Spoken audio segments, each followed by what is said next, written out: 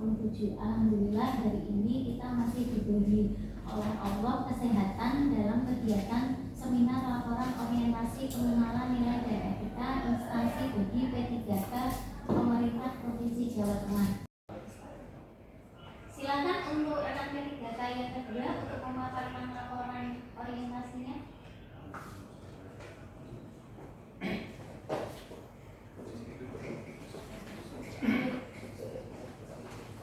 Terima kasih atas waktunya. Assalamualaikum warahmatullahi wabarakatuh. Waalaikumsalam warahmatullahi wabarakatuh. Yang saya hormati Ibu Ida selaku mentor, kemudian Bapak Ibu guru yang lainnya. Dalam hal ini perkenalkan, nama saya Muhammad Selamat Khairin. Saya bekerja di SMK Negeri 1 Gedung Muni. Dalam hal ini saya akan menyampaikan sebuah orientasi pengenalan nilai dan etika instansi bagi pegawai pemerintah. Oke, saya langsung masuk saja. Ya, baiklah Bapak Ibu, untuk RHK saya ini yang sudah sinkron dengan PMM ya. Namun ini masih saya sesuaikan dengan mode yang lama, bahwasanya di PMM itu kan tidak ada kualitas hanya ada kuantitas.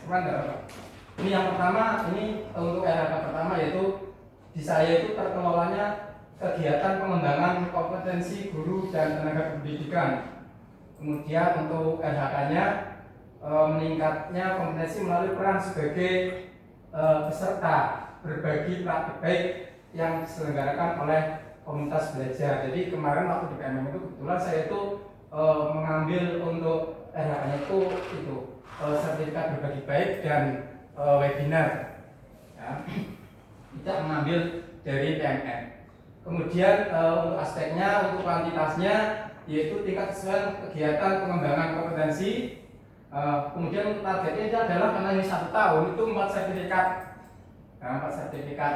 Nah, kemudian kegiatan dan tahapan yang saya lakukan yaitu tentunya menyusun atau merencanakan jadwal untuk mengikuti atau mengadakan seminar berbagi praktik baik, dan tentunya di sana ya membuat notulen dan juga nantinya laporan juga. Kemudian untuk kegiatannya tentu di sini karena berbagi praktik baik ya berupa sertifikat. Kemudian untuk penerapan nilai berakhlak di sini ya saya menyusun tadi rencana pelatihan seminar ya dengan cermat, maksudnya dalam hal ini adalah akuntabel.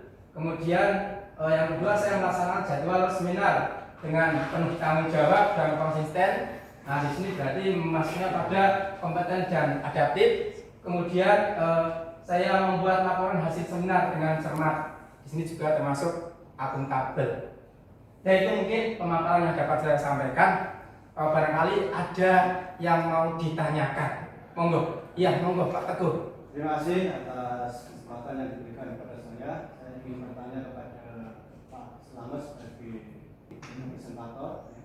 Kaitannya dengan RHK yang Bapak buat itu kaitan dengan terkelolanya kegiatan pengembangan kompetensi. Ya. Di sini yang saya tanyakan untuk kaitannya dengan Bapak melaksanakan webinar itu secara daring ataukah secara luring? Nah, terima kasih Pak atas pertanyaan. Saat ini karena ada 2 hal yang saya lakukan, yaitu mode untuk luringnya itu ketika ada MGMP, kegiatan MGMP, jadi peserta MGMP. Kemudian untuk daringnya nanti dibuka untuk umum. Itu aja mungkin ya. Oke. Cukup ya. Oke. Terima kasih atas waktunya. Saya tutup. Assalamualaikum warahmatullahi wabarakatuh.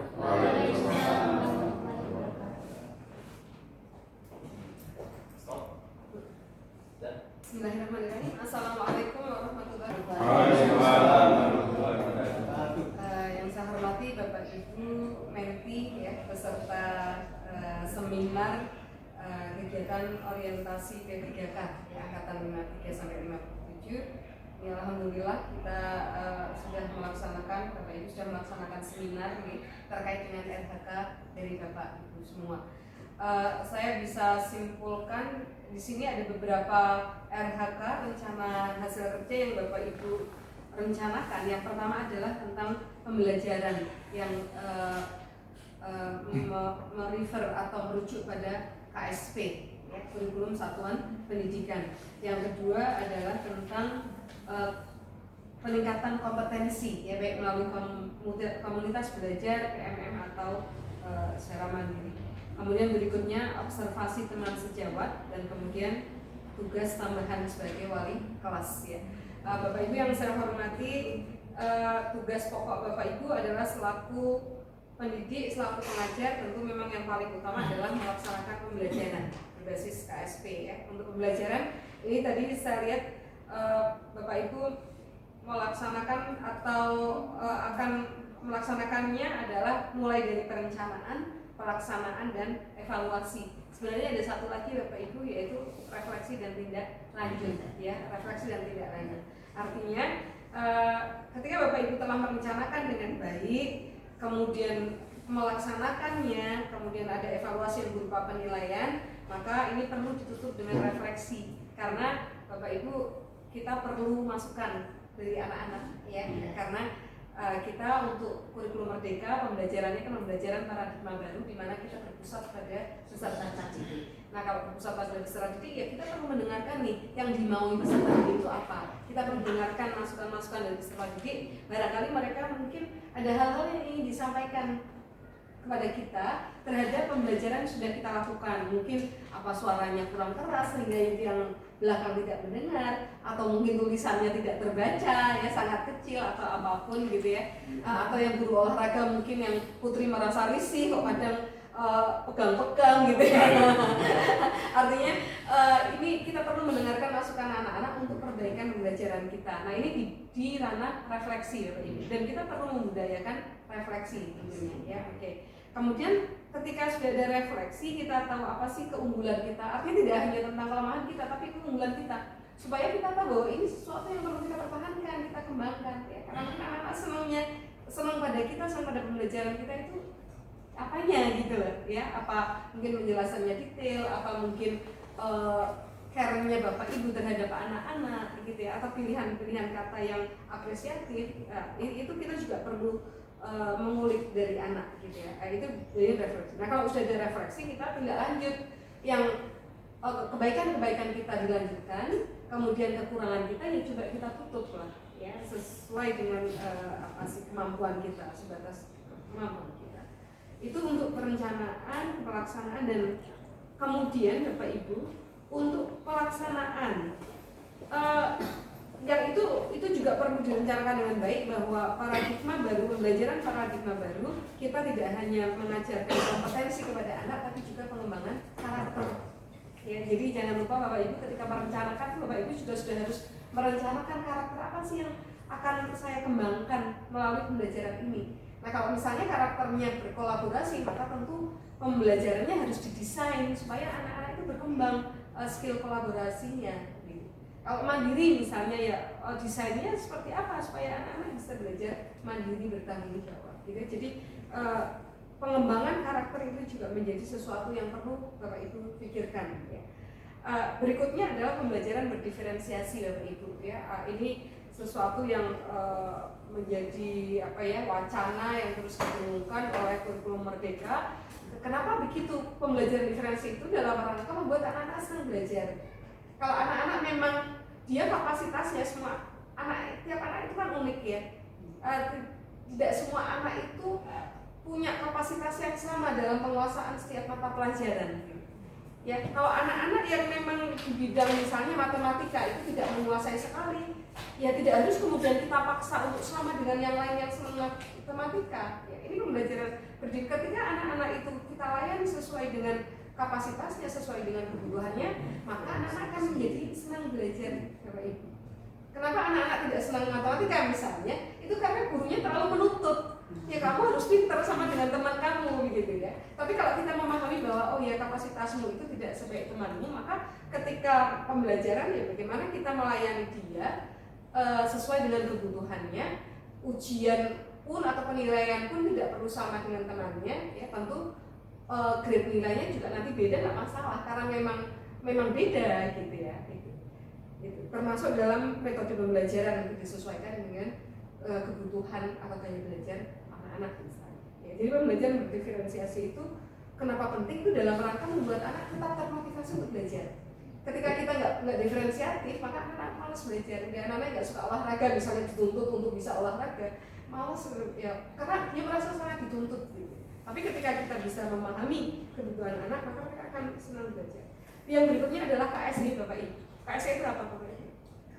Kompetensi sosial emosional. Ya, ini terkait dengan disiplin positif. Bagaimana kita menumbuhkan kesadaran anak-anak secara internal, intrinsik ya dari dalam untuk bisa patuh, untuk bisa disiplin. Maka kesepakatan kelas, terima kasih tadi Bapak Ibu sudah banyak menyinggung tentang kesepakatan kelas karena sekarang yang dianukan trennya bukan lagi hukuman, tetapi konsekuensi. Ya, itu berasal dari kesepakatan bersama.